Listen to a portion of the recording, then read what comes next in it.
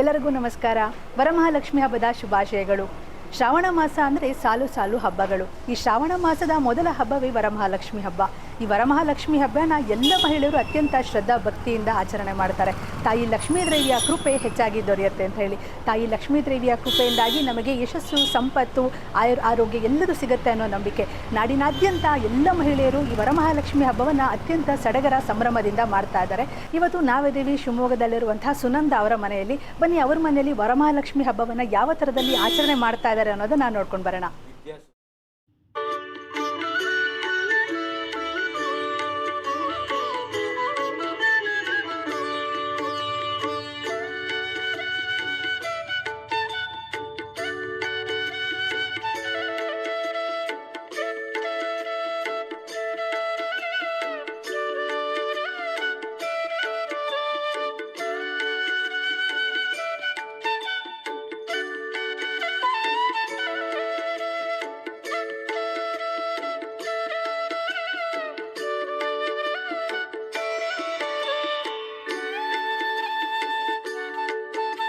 ಅಂದವಾಗಿ ಮನೆಯನ್ನು ತಯಾರು ಮಾಡಿರುವಂತಹ ವಿದ್ಯಾ ಮೇಡಮ್ ನಮ್ಮ ಜೊತೆ ಅಲ್ಲಿದ್ದಾರೆ. ಅವರೊಟ್ಟಿಗೆ ಮಾತಾಡೋಣ. ವರಮಹಾಲಕ್ಷ್ಮಿ ಹಬ್ಬದ ಶುಭಾಶಯಗಳನ್ನು ಕೂಡ ಅವರೊಂದಿಗೆ ತಿಳಿಸೋಣ.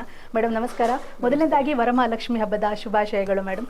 ಸೊ ದೇವ್ರ ಮನೇನ ಒಂದು ದೇವಸ್ಥಾನದ ರೀತಿಯಲ್ಲಿ ಅತ್ಯಂತ ಅದ್ಭುತವಾಗಿ ಅಲಂಕಾರನ ಮಾಡಿದ್ದೀರಾ. ಎಷ್ಟು ಸಮಯ ತೆಗೆದುಕೊಂಡ್ರಿ ಒಂದು ಅಲಂಕಾರಗಳನ್ನೆಲ್ಲ ಮಾಡಲಿಕ್ಕೆ?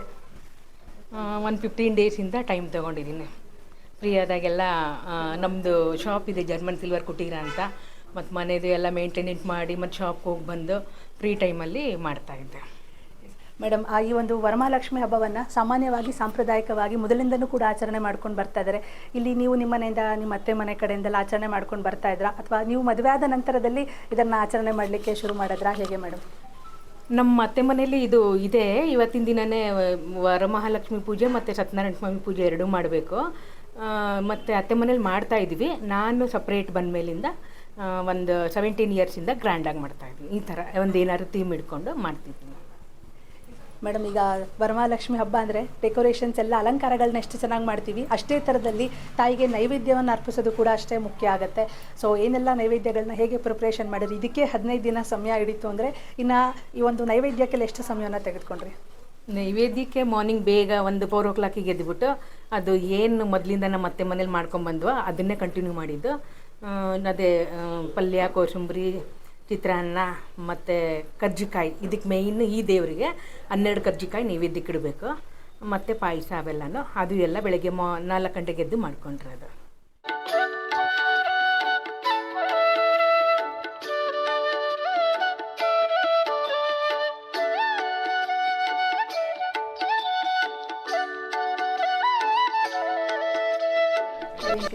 ನಂದು ಬಿಸ್ನೆಸ್ ಮ್ಯಾನ್.